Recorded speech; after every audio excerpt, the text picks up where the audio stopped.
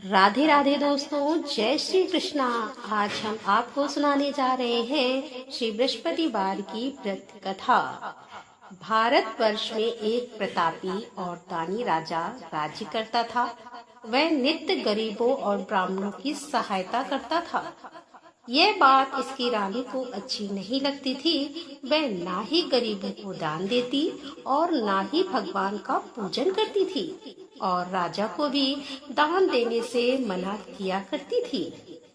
एक दिन राजा शिकार खेलने वन को गए हुए थे, तो रानी महल में अकेली थी। उसी समय बृहस्पति साधु के वेश में राजा के महल में भिक्षा के लिए गए और भिक्षा मांगी। रानी ने भिक्षा देने से इनकार कर दिया और कहा कि हे साधु महाराज, मैं तो दान पुण्य से तंग आ गई हूँ। मेरा पति सारा धन लुटाते रहते हैं। मेरी इच्छा है कि हमारा धन नष्ट हो जाए, फिर ना रहेगा बांस और ना बजेगी बांसुरी। साधु ने कहा कि देवी, तुम तो बड़ी विचित्र हो। धन संतान तो सभी चाहते हैं, पुत्र और लक्ष्मी तो पापी के घर में भी होने चाहिए। यदि तुम्हारे पास अधिक धन है तो भूखों को भोजन दो, प्यासों के लिए प्याऊ बनवाओ और मुसाफिरों के लिए धर्मशालाएं खुलवाओ। जो निर्धन अपनी कुंवारी कन्याओं का विवाह नहीं कर सकते, उनका विवाह करा दो। ऐसे और कई काम हैं जिनके करने से तुम्हारा यश लोक परलोक में फैलेगा। परंतु रानी पर उपदेश का कोई प्रभाव न पड़ा। वह बोली कि महाराज, आप मुझे कुछ ना समझाएं। मैं ऐसा धन नहीं चाहती जो हर जगह बांटती फिरूं। साधु ने उत्तर दिया, यदि तुम्हारी ऐसी इच्छा है तो तथास्तु। तुम ऐसा करना कि बृहस्पतिवार को घर लीपकर पीली मिट्टी से अपना सर धोकर स्नान करना, भट्टी चढ़ाकर कपड़े धोना। ऐसा करने से आपका सारा धन नष्ट हो जाएगा। इतना कहकर वह साधु महाराज वहाँ से आलोक हो गए, यानी कि अंतर ध्यान हो गए। साधु के अनुसार कई बातों को पूरा करते हुए रानी को केवल 3 बृहस्पतिवार ही बीते थे कि उसकी समस्त धन संपत्ति नष्ट हो गई। भोजन के लिए राजा का परिवार तरसने लगा। एक दिन राजा ने रानी से बोला कि हे रानी, तुम यहीं रहो, मैं दूसरे देश को जाता हूँ, क्योंकि यहाँ पर सभी लोग मुझे जानते हैं, इसलिए मैं कोई छोटा कार्य नहीं कर सकता। ऐसा कहकर राजा परदेश चला गया। वहाँ पर वह जंगल से लकड़ी काट कर लाता और शहर में बेचता। इस तरह वह अपना जीवन व्यतीत करने लगा। इधर राजा के परदेश जाते ही रानी और दासी दुखी रहने लगे। एक बार जब रानी और दासी को 7 दिन तक बिना भोजन के रहना पड़ा, तो रानी ने अपनी दासी से कहा कि हे दासी, पास ही के नगर में मेरी बहन रहती है, वह बड़ी धनवान है। तू उसके पास जा और कुछ ले आ, ताकि थोड़ी बहुत गुजर बसर हो जाए। दासी रानी की बहन के पास गई। उस दिन गुरुवार का दिन था और रानी की बहन उस समय बृहस्पतिवार व्रत की कथा सुन रही थी। दासी ने रानी की बहन को अपनी रानी का संदेश दिया, लेकिन रानी की बड़ी बहन ने कोई उत्तर नहीं दिया। जब दासी को रानी की बहन से कोई उत्तर नहीं मिला तो वह बहुत दुखी हुई और उसे क्रोध भी आया। दासी ने वापस आकर रानी को सारी बात बता दी। ये बात सुनकर रानी ने अपने भाग्य को कोसा। उधर रानी की बहन ने सोचा कि मेरी बहन की दासी आई थी, परंतु मैं उससे नहीं बोली, इससे वह बहुत ही दुखी हुई होगी। कथा सुनकर और पूजन समाप्त करके वह अपनी बहन के घर आई और कहने लगी कि हे बहन, मैं बृहस्पतिवार का व्रत कर रही थी। तुम्हारी दासी मेरे घर आई थी, परंतु जब तक कथा होती है तब तक ना उठते हैं और ना ही बोलते हैं, इसीलिए मैं नहीं बोली। कहो दासी क्यों गई थी? रानी बोली, बहन तुमसे क्या छिपाऊं, हमारे घर में खाने तक को अनाज नहीं था। ऐसा कहते कहते रानी की आंखें भर आईं। उसने दासी समेत पिछले 7 दिनों से भूखे रहने तक की बात अपनी बहन को विस्तार पूर्वक सुना दी।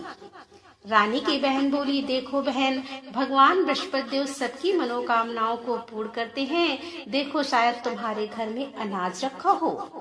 पहले तो रानी को विश्वास नहीं हुआ, पर बहन के आग्रह करने पर उसने अपनी दासी को अंदर भेजा तो उसे सचमुच अनाज से भरा एक घड़ा मिल गया।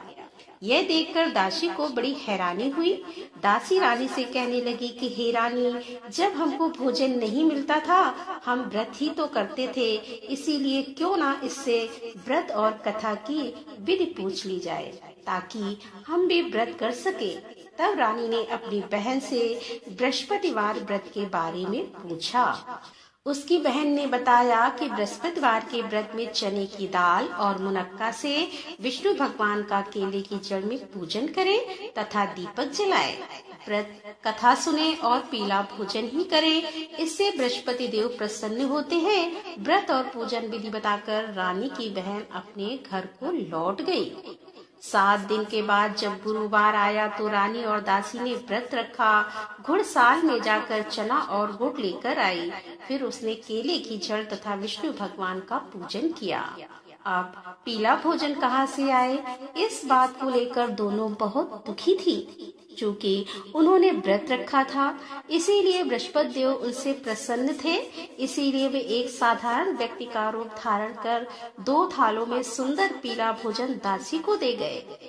भोजन पाकर दासी प्रसन्न हुई और फिर रानी के साथ मिलकर भोजन ग्रहण किया। उसके बाद वे सभी गुरुवार को व्रत और पूजन करने लगी। बृहस्पति भगवान की कृपा से उनके पास फिर से धन संपत्ति आ गई, परंतु रानी फिर से पहले की तरह आलस्य करने लगी। तब दासी बोली, देखो रानी, तुम पहले भी इसी प्रकार आलस्य करती थी, तुम्हें धन रखने में कष्ट होता था, इस कारण सभी धन नष्ट हो गया, और जब भगवान बृहस्पति की कृपा से धन मिला है तो तुम्हें फिर से आलस्य होता है। रानी को समझाते हुए दासी कहती है कि बड़ी मुसीबतों के बाद हमने यह धन पाया है, इसीलिए हमें दान पुण्य करना चाहिए, भूखे मनुष्यों को भोजन कराना चाहिए और धन को शुभ कार्यों में खर्च करना चाहिए, जिससे तुम्हारे कुल का यश बढ़ेगा, स्वर्ग की प्राप्ति होगी और पितृ प्रसन्न होंगे। दासी की बात मानकर रानी अपना धन शुभ कार्यों में खर्च करने लगी, जिससे पूरे नगर में उसका यश फैलने लगा। बृहस्पतिवार व्रत कथा के बाद श्रद्धा के साथ आरती की जानी चाहिए और इसके बाद प्रसाद बांटकर उसे ग्रहण करना चाहिए। एक दिन राजा दुखी होकर जंगल में एक पेड़ के नीचे आसन जमाकर बैठ गया। वह अपनी दशा को याद करके व्याकुल होने लगा। बृहस्पतिवार का दिन था। एकाएक उसने देखा कि निर्जन वन में एक साधु प्रकट हुए। वह साधु वेश में स्वयं बृहस्पति देव देवता थे। लकड़हारे के सामने आकर बोले कि हे लकड़हारे, इस सुनसान जंगल में तू चिंता मग्न क्यों बैठा है? लकड़हारे ने दोनों हाथ जोड़कर प्रणाम किया और उत्तर दिया कि महात्मा जी, आप तो सब कुछ जानते हैं, मैं क्या कहूँ। यह कहकर रोने लगा और साधु को अपनी आत्म कथा सुनाई। महात्मा जी ने कहा कि तुम्हारी स्त्री ने बृहस्पति के दिन बृहस्पति भगवान का निरादर किया है, जिसके कारण रुष्ट होकर उन्होंने तुम्हारी यह दशा कर दी है। अब तुम चिंता को दूर करके मेरे कहने पर चलो तो तुम्हारे सब कष्ट दूर हो जाएंगे और भगवान पहले से भी अधिक संपत्ति देंगे। तुम बृहस्पति देव के दिन कथा किया करो। 2 पैसे के चने मुनक्का लाकर उसका प्रसाद बनाओ और शुद्ध जल से लोटे में शक्कर मिलाकर अमृत तैयार करो। कथा के पश्चात अपने सारे परिवार और सुनने वाले प्रेमियों में अमृत व प्रसाद बांटकर आप भी ग्रहण करो। ऐसा करने से भगवान तुम्हारी सभी मनोकामनाएं पूरी करेंगे। साधु के ऐसे वचन सुनकर लकड़हारा बोला कि हे प्रभु, मुझे लकड़ी बेचकर इतना पैसा नहीं मिलता जिससे भोजन के उपरांत कुछ बचा सकूं। मैंने रात्र में अपनी स्त्री को व्याकुल देखा है। मेरे पास कुछ भी नहीं जिससे मैं उसकी खबर मंगा सकूं। तब साधु ने कहा कि हे लकड़हारे, तुम किसी बात की चिंता मत करो। बृहस्पति के दिन तुम रोजाना की तरह लकड़ियां लेकर शहर को जाओ और तुमको रोज से दुगना धन प्राप्त होगा, जिससे तुम भली भांति भोजन कर लोगे तथा बृहस्पति देव की पूजा का सामान भी आ जाएगा। इतना कहकर साधु अंतर्ध्यान हो गए। धीरे धीरे समय व्यतीत होने पर फिर वही बृहस्पतिवार का दिन आया। लकड़हारा जंगल से लकड़ी काटकर किसी शहर में बेचने गया। उसे उस दिन और दिन से अधिक पैसा मिला। राजा ने चना गुड़ आदि लाकर गुरुवार का व्रत किया। उस दिन से उसके सभी कलेश दूर हुए। परंतु जब दोबारा गुरुवार का दिन आया तो बृहस्पतिवार का व्रत करना भूल गया। इस कारण बृहस्पति भगवान नाराज हो गए। उस दिन उस नगर के राजा ने विशाल यज्ञ का आयोजन किया था तथा शहर में यह घोषणा करा दी थी कि कोई भी मनुष्य अपने घर में भोजन ना बनावे, ना आग जलाए। समस्त जनता मेरे यहाँ भोजन करने आए। इस आज्ञा को जो ना मानेगा उसे फांसी की सजा दी जाएगी। इस तरह की घोषणा संपूर्ण नगर में करवा दी गई। राजा की आज्ञा के अनुसार शहर के सभी लोग भोजन करने गए, लेकिन लकड़हारा कुछ देर से पहुंचा। इसीलिए राजा उसको अपने साथ घर ले गए और ले जाकर भोजन करा रहे थे तो रानी की दृष्टि उस खूंटी पर पड़ी जिस पर उसका हार लटका हुआ था। वह वहां पर दिखाई नहीं दिया। रानी ने निश्चय किया कि मेरा हार इस मनुष्य ने चुरा लिया है। उसी समय सिपाहियों को बुलाकर उसको कारागार में डलवा दिया। जब लकड़हारा कारागार में पड़ गया और बहुत दुखी होकर विचार करने लगा कि ना जाने कौन से पूर्व जन्म के कर्म से मुझे यह दुख प्राप्त हुआ है, और उसी साधु को याद करने लगा जो उसे जंगल में मिला था। उसी समय तत्काल बृहस्पति देव साधु के रूप में प्रकट हुए और उसकी दशा को देखकर कहने लगे कि अरे मूर्ख, तूने बृहस्पति देव की कथा नहीं करी, इस कारण तुझे दुख प्राप्त हुआ है। अब चिंता मत कर, बृहस्पतिवार के दिन कारागार के दरवाजे पर 4 पैसे पड़े मिलेंगे। उनसे तू बृहस्पति देव की पूजा करना, तेरे सभी कष्ट दूर हो जाएंगे। बृहस्पति के दिन उसे 4 पैसे मिले। लकड़हारे ने कथा कही। उस रात्र बृहस्पति देव ने उस नगर के राजा को स्वप्न में कहा कि हे राजा, तुमने जिस आदमी को कारागार में बंद कर दिया है वह निर्दोष है, वह राजा है, उसे छोड़ देना। रानी का हार उसी खूंटी पर लटका है। अगर तू ऐसा नहीं करेगा तो मैं तेरे राज्य को नष्ट कर दूंगा। इस तरह रात्रि के स्वप्न को देखकर राजा प्रातः काल उठा और खूंटी पर हार देखकर लकड़हारे को बुलाकर क्षमा मांगी तथा लकड़हारे को योग्य सुंदर वस्त्र आभूषण देकर विदा कर दिया। बृहस्पति देव की आज्ञा के अनुसार लकड़हारे अपने नगर को चल दिया। राजा जब अपने नगर के निकट पहुंचा तो उसे बड़ा ही आश्चर्य हुआ। नगर में पहले से अधिक बाग, तालाब, कुएं तथा बहुत सी धर्मशालाएं, मंदिर आदि बन गए थे। राजा ने पूछा कि ये किसके बाग और धर्मशालाएं हैं। तब नगर के सब लोग कहने लगे यह सब रानी और बांदी के हैं। तो राजा को आश्चर्य हुआ और गुस्सा भी आया। जब रानी ने यह खबर सुनी कि राजा आ रहे हैं तो उन्होंने दासी से कहा कि हे दासी, देख राजा हमको कितनी बुरी हालत में छोड़ गए थे। हमारी ऐसी हालत देखकर वह लौट ना जाएं। इसीलिए तू दरवाजे पर खड़ी हो जा। और आज्ञा के अनुसार दासी दरवाजे पर खड़ी हो गई। राजा आए तो उन्हें अपने साथ लिवा लाई। तब राजा ने क्रोध करके अपनी रानी से पूछा कि यह धन तुम्हें कैसे प्राप्त हुआ है। तब उन्होंने कहा कि हमें यह सब धन बृहस्पति देव के इस व्रत के प्रभाव से प्राप्त हुआ है। राजा ने निश्चय किया कि 7 रोज बाद तो सभी बृहस्पति देव का पूजन करते हैं, परंतु मैं प्रतिदिन दिन में 3 बार कहानी तथा रोज व्रत किया करूंगा। अब हर समय राजा के दुपट्टे में चने की दाल बंधी रहती तथा दिन में 3 बार कहानी कहता। एक रोज राजा ने विचार किया कि चलो अपनी बहन के यहाँ हो आए। इस तरह निश्चय कर राजा घोड़े पर सवार हो अपनी बहन के यहाँ चल दिया।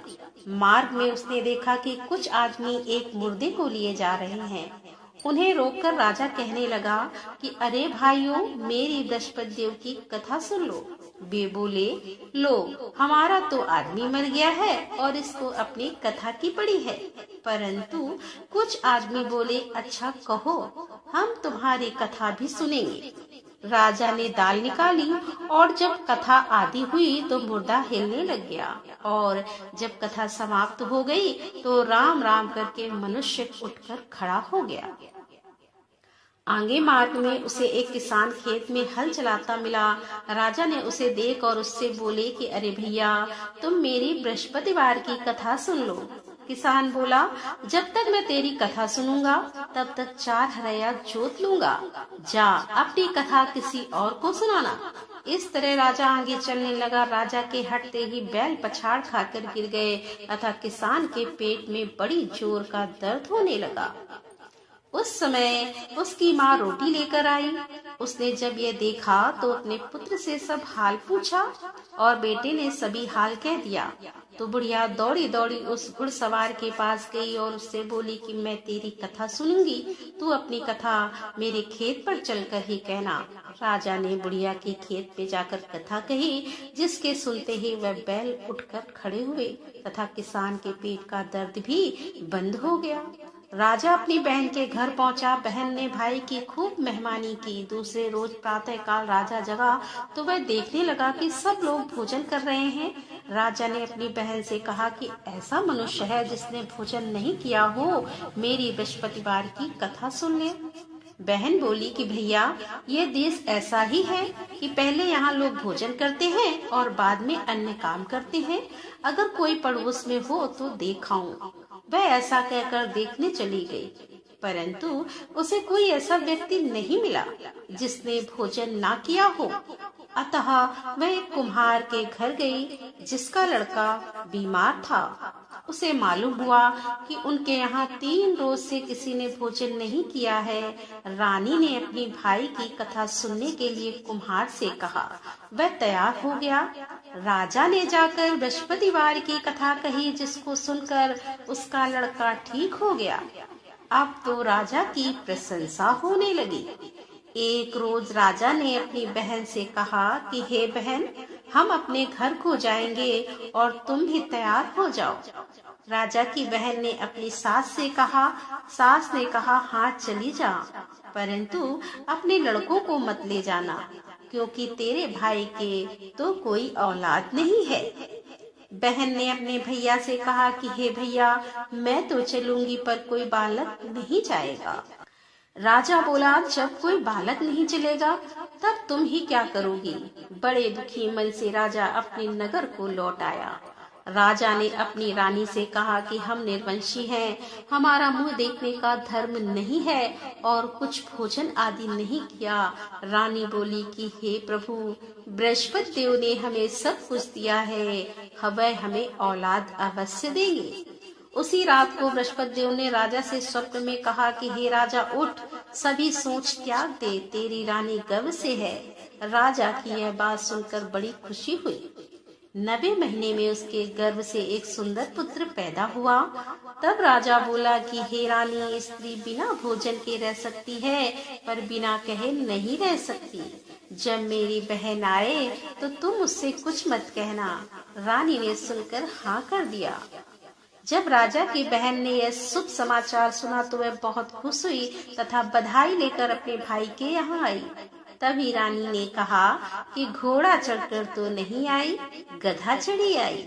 राजा की बहन बोली कि भाभी, मैं इस प्रकार ना कहती तो तुम्हें औलाद कैसे मिलती। बृहस्पति देव ऐसे ही हैं, जैसे जिसके मन में कामनाएं हैं सभी को पूर्ण करते हैं। जो सद्भावना पूर्वक बृहस्पतिवार का व्रत करता है एवं कथा पढ़ता है अथवा सुनता है, दूसरों को सुनाता है, बृहस्पति देव उसकी सभी मनोकामनाएं पूर्ण करते हैं। भगवान बृहस्पति देव की सदैव रक्षा करते हैं। संसार में जो मनुष्य शुद्ध भावना से भगवान जी का पूजन व्रत सच्चे हृदय से करते हैं तो उनकी सभी मनोकामनाएं पूर्ण करते हैं। जैसी सच्ची भावना से रानी और राजा ने उनकी कथा का गुणगान किया तो उनकी सभी इच्छाएं बृहस्पति देव जी ने पूर्ण की थी। इसीलिए पूर्ण कथा सुनने के बाद प्रसाद लेकर जाना चाहिए। हृदय से उसका मनन करते हुए जयकारा बोलना चाहिए कि बोलो बृहस्पति देव भगवान की जय, बोलो विष्णु भगवान की जय। तो दोस्तों, ये थी आज की कथा। कथा पसंद आई हो तो वीडियो को लाइक करें, शेयर करें और हमारे चैनल पर यदि आप पहली बार आ रहे हैं तो हमारे चैनल को सब्सक्राइब कर लें।